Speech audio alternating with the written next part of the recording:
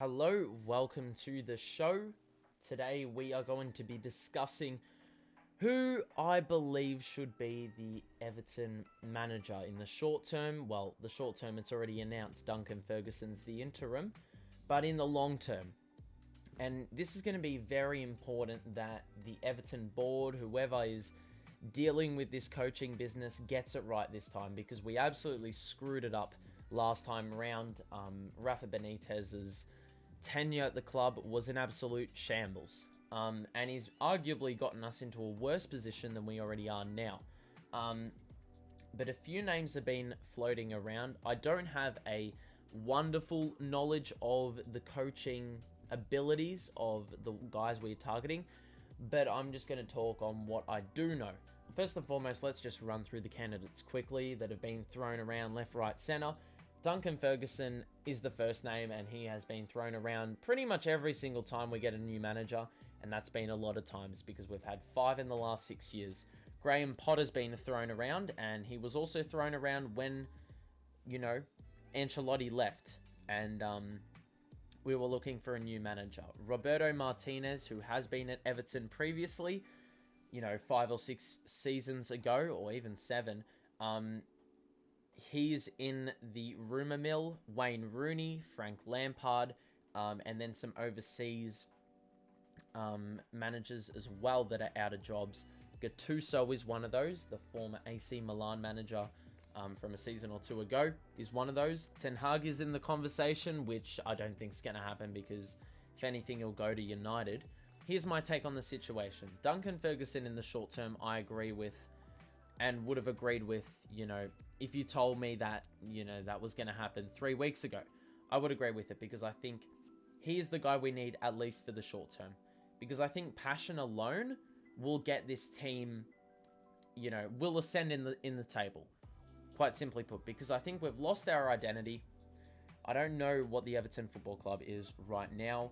We're just playing without direction, and I think this new beginning is going to benefit everyone greatly. You could see on the training ground, you could see everyone was pumped.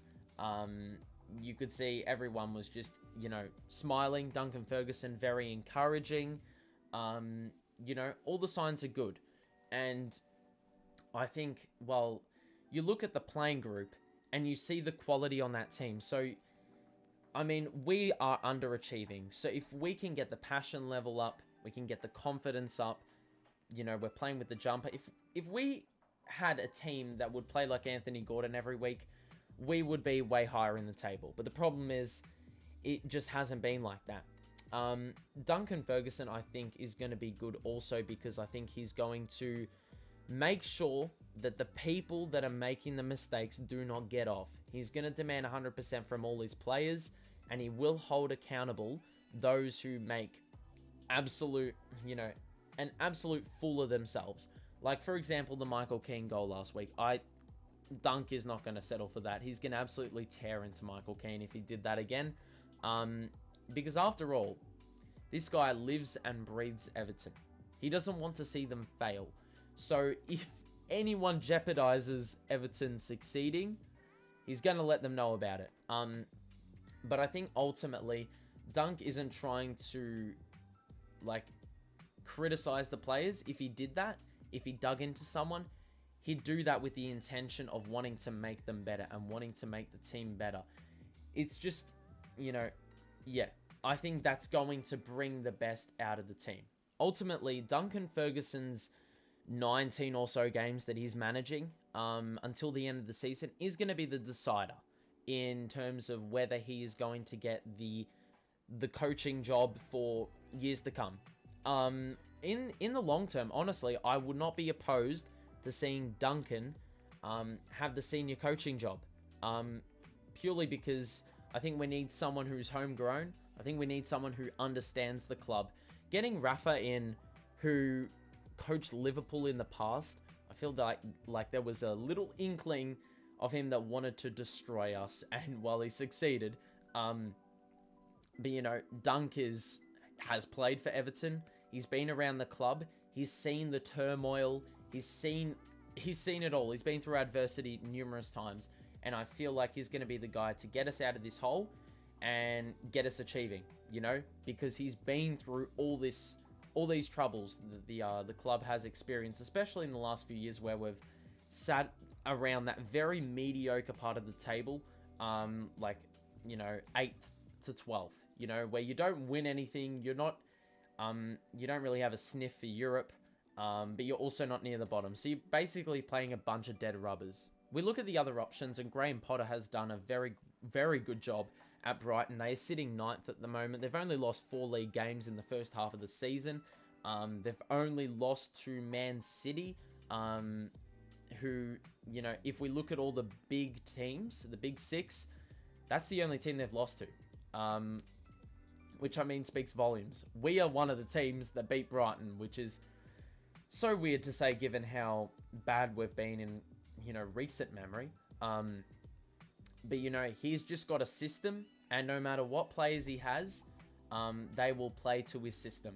And if you have that, you're going to play a consistent brand of football, no matter who's in, who is out. And I think that really comes in handy, especially for a season like COVID, where you got so many players out. But it doesn't matter. Your football isn't affected because all the guys buy into your culture and your system. If you play a certain way, you won't really shy away from it. If you're playing the same way, it's going to be so much easier to exercise it in the game because you're playing that same way every single time. You're practicing it at training and you're actually executing it on the pitch. That's the difference between Brighton and Everton. Brighton are able to execute it and we aren't. Rafa's identity was in shambles because we couldn't execute it to start with on the actual pitch. Wayne Rooney has done a very good job at Derby County.